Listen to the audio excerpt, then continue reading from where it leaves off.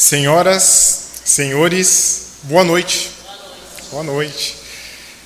É sempre com muita alegria, muita satisfação que nós chegamos a esta casa, Francisco de Assis. Me recordo que no ano de 2005, quando eu me mudei aqui para Cachoeirinha, uma das primeiras coisas que eu fiz foi procurar uma casa espírita. E me recordo muito bem que numa noite de julho de 2005, eu estava sentado, que nem vocês, assistindo uma palestra, e aí eu falei intimamente, é aqui que eu vou apiar. Parei, estou aqui desde 2005, e é o meu porto seguro. É um local que serve de esteio para mim, principalmente nestes dias, nestes momentos tão conturbados pelo qual a sociedade passa, eu enxergo na Cefa o meu porto seguro. Falar sobre o estudo, a importância da doutrina espírita, do estudo da doutrina espírita, me remete sempre ao capítulo 6 do Evangelho segundo o Espiritismo, onde nós temos uma passagem muito interessante, que nesta mensagem, no ano de 1860, em Paris, nós tivemos a mensagem do Espírito de Verdade, o advento do Espírito de Verdade. E no final desta passagem, existe uma frase ou um jargão que todos nós conhecemos, que fala o seguinte, começa com um vocativo e nos fala o seguinte: espíritas, amai-vos, eis o primeiro ensinamento. Instruí-vos, eis o segundo ensinamento. Ora, a gente sempre aprendeu que o maior mandamento é amar. Amar a Deus e amar ao próximo. Mas o Espírito de Verdade nos alerta. Realmente, o primeiro é amar.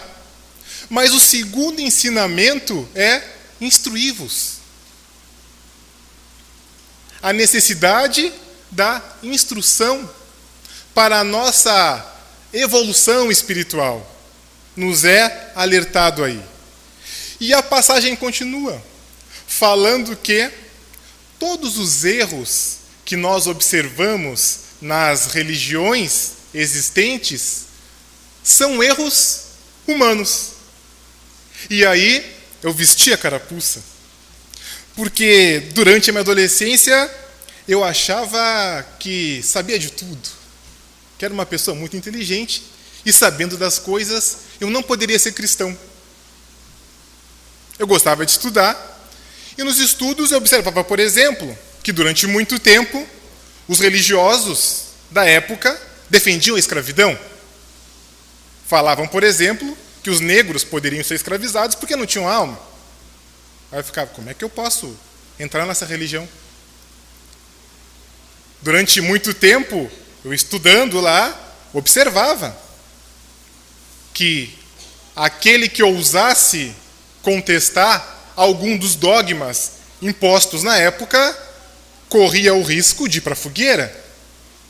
Aí a gente olha Giordano Bruno, por exemplo, que foi queimado vivo por afirmar que o universo era infinito, que o nosso Sol era apenas uma das estrelas, existiam inúmeras estrelas, e obviamente nós não seríamos os únicos contemplados do universo com a vida. Ele pagou com a vida por afirmar isso. E aí a gente liga a nossa televisão e vê essa semana, por exemplo, que os astrônomos encontraram mais 7 planetas, e é bem provável que um desses 7 planetas tenha matéria orgânica. Está aí, para todos assistirem. Então, eu achava, não posso ser religioso, não posso entrar nessa história de cristianismo, porque tudo isso que eles impõem, para mim, não tem sentido. Até que eu entro em contato com a doutrina espírita, eu observo isso. Que, na realidade, os erros que nós encontramos são erros humanos. Jesus não mandou queimar ninguém na fogueira. Quem mandou fomos nós. E eu falo fomos nós porque eu tenho consciência que em outras existências eu já participei da vida religiosa. Então, de repente, essa diferença é por me enxergar naqueles que faziam essas coisas nefastas. Então, nós devemos amar e devemos nos instruir. Qual a função básica da doutrina espírita? Se eu perguntar, cada um vai ter uma definição. Mas a função básica da doutrina espírita é iluminar mentes. É estabelecer a verdade. É lógico que nós não devemos nos furtar a fornecer a caridade material. Ninguém consegue, orar se não estiver alimentado. Mas a doutrina espírita transcende a caridade material. Porque no momento em que eu liberto o indivíduo, ele não se torna mais dependente de mim e consegue caminhar com as suas próprias pernas. Semana passada, eu estava em casa, lendo um jornal, a minha esposa lendo um livro e a minha filha de 4 anos do nosso lado ali. E, de repente, ela se sentiu muito incomodada e ficou braba porque ela não sabia ler. Porque ela pega as coisas, ela quer saber o que está escrito. Pai, o que está escrito aqui? E ela chorava. Eu não sei ler, eu não aprendi a ler, eu quero aprender a ler. Calma, minha filha, tu vai aprender a ler. Mas nesse momento, toda vez que ela precisa saber o que está escrito, ela depende de alguém, de um adulto que saiba ler aquilo ali para ela. Existe essa dependência. Mas nós esperamos que no futuro ela se liberte dessa dependência quando ela própria aprender a ler. Existe essa libertação. Durante muito tempo, as religiões, elas eram para os iniciados. Existiam conhecimentos que só eram abertos a um pequeno grupo de pessoas. Então, aquelas pessoas traziam as suas interpretações e as suas verdades para os outros, mas mantinham essa dependência, porque somente alguns conheciam todas aquelas ritos e coisas do gênero. Até bem pouco tempo atrás, muitas cerimônias religiosas eram feitas em latim. As pessoas não entendiam o latim. Era em latim, então todo mundo ia ali, mas existia alguém que trazia para ti o conhecimento. Eu tenho um colega de estudo aqui na doutrina espírita que eu considero uma pessoa extremamente inteligente. E ele gosta muito de pensar, e no âmago, no cerne das coisas. E ele falou que durante muito tempo passou por diversas religiões. E em determinada religião ele ficou sabendo que tem um estudo, uma noite de estudo dessa religião que ele foi assistir.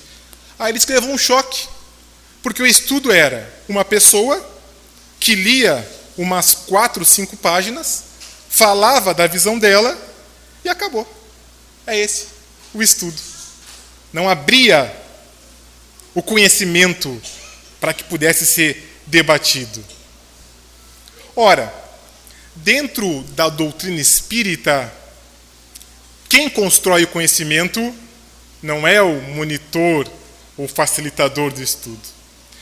quem constrói o conhecimento é o próprio estudante. Cabe a ele essa construção, porque isso é fruto da tua individualidade. Eu não posso, de forma alguma, determinar o que o outro vai estudar. E também não sei o que ele aprendeu disso. Nós partimos do pressuposto que o conhecimento é uma conquista individual. E aquilo que eu conquisto realmente, eu não vou perder nunca. Estando encarnado ou desencarnado. Eu posso perder o celular, posso perder o livro, mas o conhecimento que eu adquiri, esse ninguém me leva. Por que ninguém me leva? Porque é uma conquista própria. É uma conquista minha. E a doutrina espírita preza por isso. Cada um constrói o seu próprio conhecimento. E à medida que nós desenvolvemos este conhecimento, nós nos libertamos. Conhecereis a verdade e ela vos libertará. Conhecereis a verdade e ela vos libertará. E tem uma música, né, que fala: e toda algema se dissolverá com o trabalho que exercita o amor. Ora, eu preciso conhecer a verdade para me libertar? Sim. Mas o que é verdade? Se eu conhecer a verdade, eu me liberto. Mas o que é verdade? A gente pode filosofar. Mas os espíritos nos dizem que a verdade é Deus. O Deus bom. O Deus justo. Aquele que conhece Deus está liberto. Porque nenhuma dificuldade da vida que nós, porventura, iremos encontrar, e todos nós iremos encontrar, porque faz parte da nossa existência, será capaz de fazer com que a gente esmoreça. Quando a gente conhece Deus, a gente mantém a nossa fé, mesmo perante as dificuldades. Então, a verdade que nos liberta é este conhecimento, o conhecimento de Deus. Então, dentro da doutrina espírita, nós prezamos sim pelo estudo. Todos os trabalhadores da casa estão inseridos dentro de um grupo de estudo. Mas quando a gente fala em estudo, muitas vezes a gente pensa no grau acadêmico, né? Eu estou no primeiro do ensino médio, ele está na 8ª série, ele está no 9º ano. Não. Dentro da doutrina espírita não tem nenhum tipo de hierarquia nesse sentido. Eu conversava há algum tempo atrás com uma trabalhadora aqui da casa, que está presente, e ela me relatou que se alfabetizou aqui, na casa. Nós não exigimos nem que o sujeito seja alfabetizado, não. Não precisa trazer um histórico escolar para estudar a doutrina espírita. Não. Nós precisamos do quê? Da boa vontade. Do amar e também da busca da instrução. E o amar vem na frente. A gente aprende lá na matemática, né, que na multiplicação a ordem dos fatores não altera o produto. Tanto faz ser 2 vezes 3 como 3 vezes 2, o resultado é o mesmo, não é? Mas nesse caso não. Ama e instrui. Eu estava há cerca de 2 semanas atrás, numa praia, aqui, no estado vizinho de Santa Catarina, e estava com a minha filha lá, e a minha filha pediu um picolé. Eu tinha visto uma senhora que ela, foi mais de uma vez, empurrava aquele carrinho lá das 8 horas da manhã, 9 horas da manhã ela chegava, e até 6 horas da tarde empurrando um carrinho na areia. Uma senhora de idade já, a gente sabe que não é para qualquer um. Aí, compramos o picolé. A minha esposa pega o picolé. Quando ela vai abrir o picolé, metade do picolé quebra e cai na areia. A gente para e fica se olhando assim, aquele picolé cai na areia assim. E a moça com o carrinho olha e prontamente, não, pode deixar, eu vou dar outro aqui para ela. Eu faço isso, ela dizendo, né, porque eu sei que eu tenho que fazer o bem.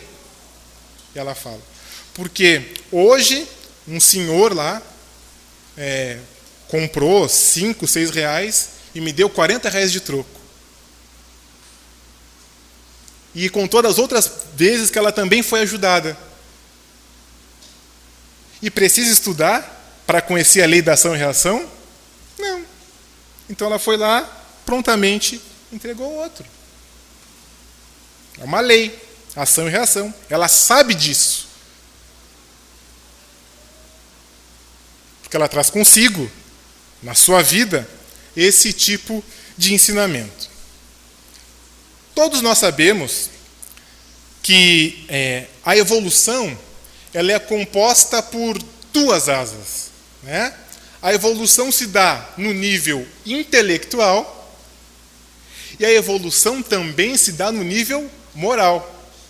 Estas são as 2 asas que nos levarão até o alto. O problema é que muitos de nós, e eu me incluo aí, tá meio capenga das asas, né? Desenvolve muitas vezes mais a asa do intelecto e nem tanto a da moral. Mas só com uma asa eu não consigo alçar voos. É lógico e evidente que o progresso intelectual é um progresso a ser, né, exaltado. É um progresso a ser comemorado. Mas só ele não basta. No início do século XX, tem uma história muito interessante de um químico chamado Fritz Haber. Ele era um judeu alemão e um sujeito do intelecto fantástico. E no início do século XX, nós tínhamos uma previsão sombria para a humanidade. Porque estava se estudando e levantando os estudos que chegaria o momento que iria faltar alimentos. A população crescia de um modo que no futuro não iríamos ter alimentos para todos. Então, Fritz Haber, estudando, ele estava pensando em desenvolver um processo para construir, fazer um adubo para que as plantas crescessem mais rapidamente e produzissem mais alimentos, que era o nitrogênio. Então, toda planta, para crescer, ela precisa de nitrogênio, NPK, nitrogênio. Só que o problema é que a gente não conseguia sintetizar o nitrogênio para a produção de alimentos. Então, era preciso esterco, toneladas e toneladas de esterco de animal para fixar o nitrogênio no solo. E esse sujeito desenvolveu um estudo e criou a síntese da amônia. E, a partir daí, a produção de alimentos explodiu. Hoje, se passa fome no planeta, não por falta de comida. Não falta comida. Nós produzimos alimento para alimentar tranquilamente aí 12, 13 bilhões de pessoas. Se alguém passa fome no mundo hoje, é por falta de dinheiro. É uma questão social. Mas esse sujeito criou essa máquina, sintetizou a amônia e a produção de alimentos aumentou. Só que, lá por volta de 1914, surge a Primeira Guerra Mundial.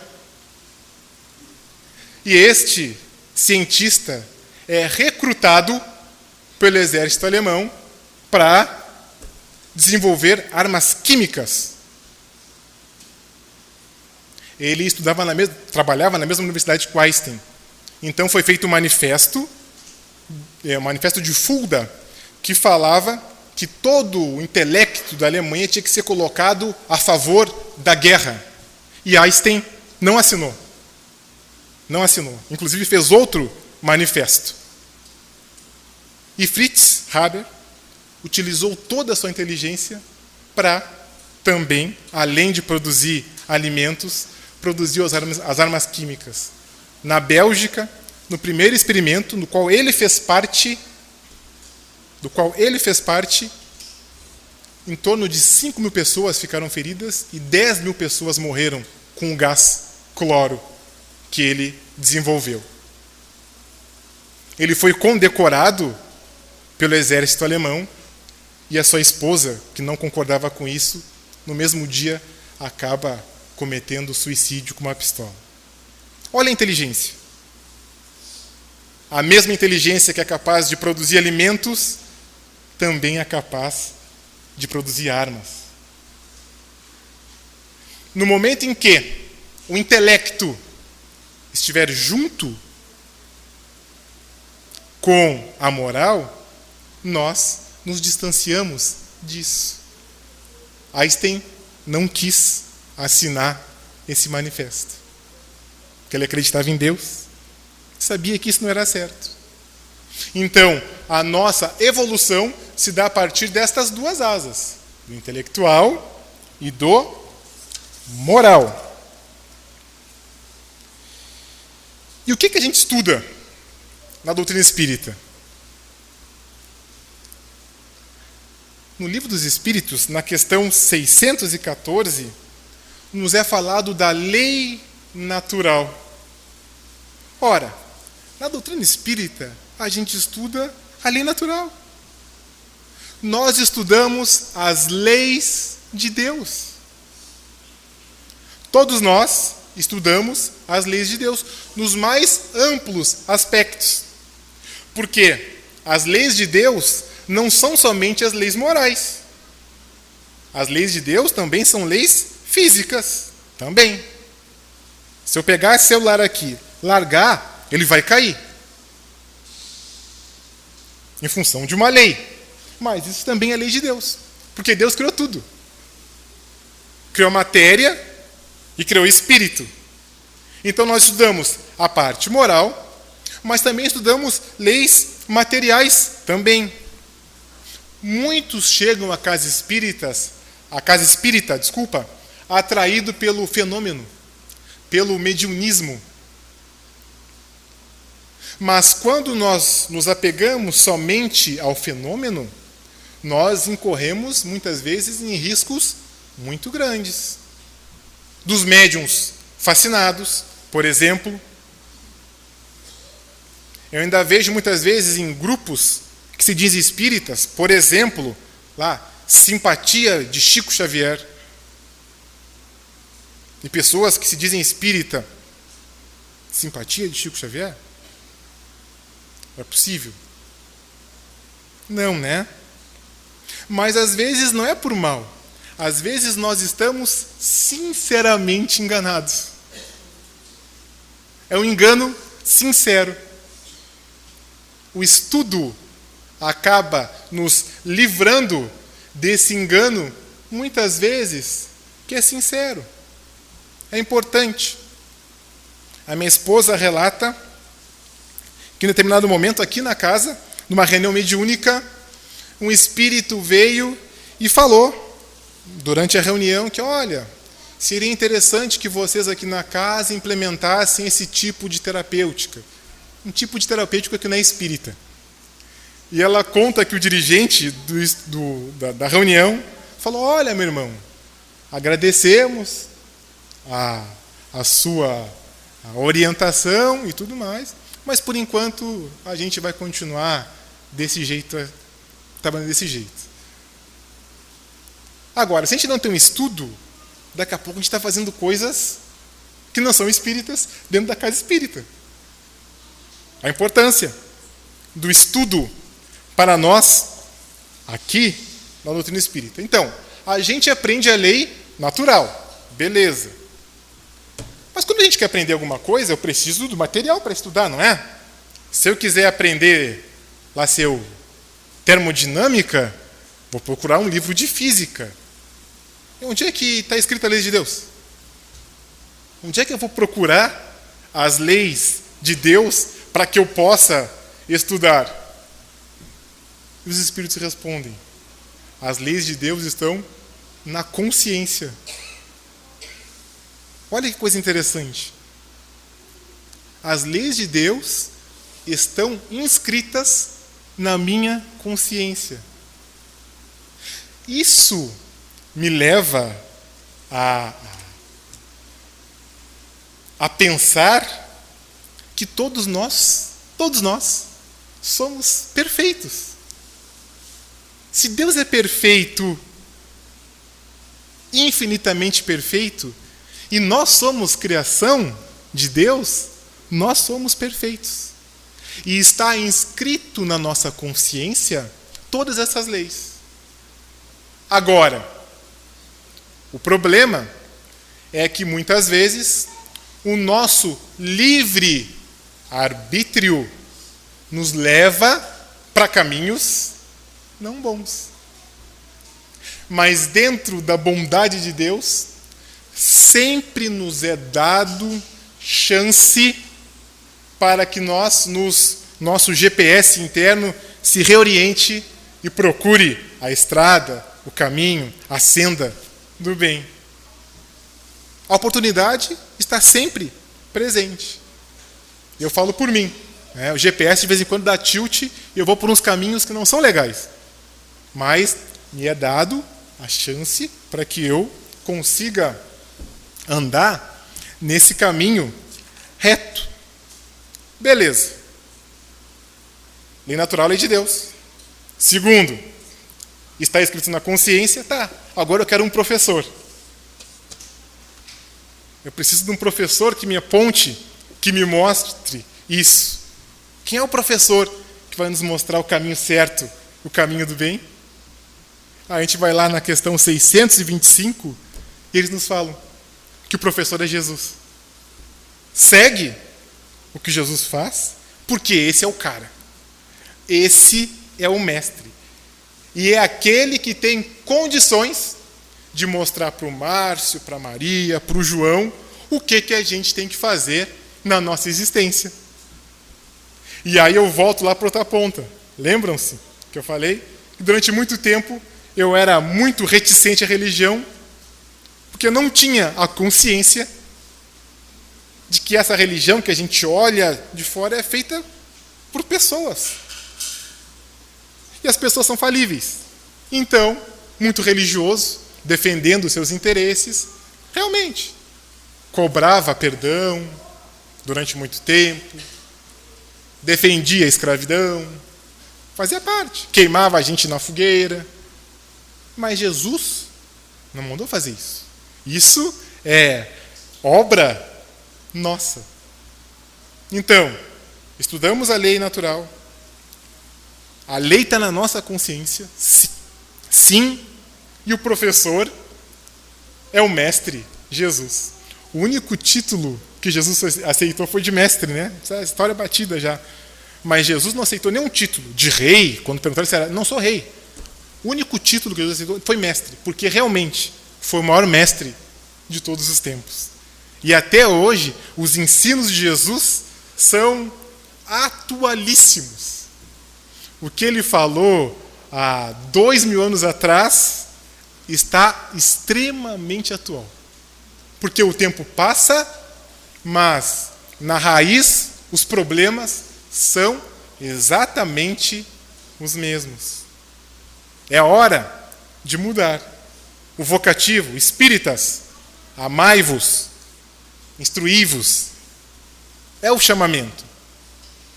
Mas muitas vezes a gente, nesse viver, acaba esquecendo disso. E pensa assim, tanta gente faz coisa ruim, será que eu que tenho que ser o Joãozinho do Passo Certo? Será que sou eu que tenho que vir toda segunda-feira aqui na Serpa para estudar, sexta-feira? Cada um faz a sua parte. E o que eu estou fazendo hoje tem repercussão na minha vida hoje e no futuro também. Porque todos os problemas que eu tenho, todas as dificuldades que eu tenho, assim como todas as virtudes que eu tenho, foram construídas somente por mim. Não cabe a mim colocar a culpa dos meus problemas nos outros, embora muitas vezes dê vontade. Mas a minha vida é uma construção minha. Cabe somente a mim exercitar os esforços necessários para mudar. Se a gente fizer uma analogia, por exemplo, com a ciência, vamos pensar, por exemplo, numa doença, a leucemia aguda, que ela é composta, a grosso modo, da seguinte maneira. Todos nós temos na nossa medula, né, e produzimos glóbulos brancos, glóbulos vermelhos, hemácias, plaquetas e tudo mais. Só que, muitas vezes, a nossa medula ela fica cheia de uma célula chamada blasto, que é uma célula imatura. O blasto vai virar linfócito, vai virar plaqueta, vai virar glóbulo branco. Só que nessa doença, os blastos ficam imaturos e começam a se proliferar pela medula e não produzem o que tem que produzir. Nós temos um montão de células que se multiplicam, imaturas, e falta espaço para produzir as nossas defesas. Então nós ficamos com células imaturas na nossa medula e, por consequência, nós acabamos ficando doentes. E quando eu olho, muitas vezes, a humanidade, eu vejo que grande parte da humanidade, e eu me incluo dentro dela, que a sociedade é composta em grande parte por seres maturos, como eu. Crianças do ponto de vista espiritual. É necessário que a gente amadureça. Porque quando a gente amadurece e vira a plaqueta, a gente estanca o sangramento. Quando a gente amadurece e vira um leucócito, a gente combate as infecções que aparecem nas nossas vidas. Mas dentro dessa, muitas vezes, imaturidade, a gente não tem defesa contra o mundo, as coisas do mundo que estão aí. A cura da leucemia passa pela informação. Então, essa célula tem que ter informação que ela tem que virar outro tipo de célula. E a informação que vai fazer com que eu não fique imaturo, e a informação que vai fazer com que eu vire um agente de defesa, é Jesus. É o Evangelho. É a Boa Nova. A Casa Espírita Francisco de Assis, agora no início do mês de março, irá começar o estudo sistemático da doutrina espírita. É aberto a todos. Não existe contraindicação. Agora, ao longo do mês, irá ser informado aqui na casa como quem deseja estudar deve proceder. Meu tempo está estourado.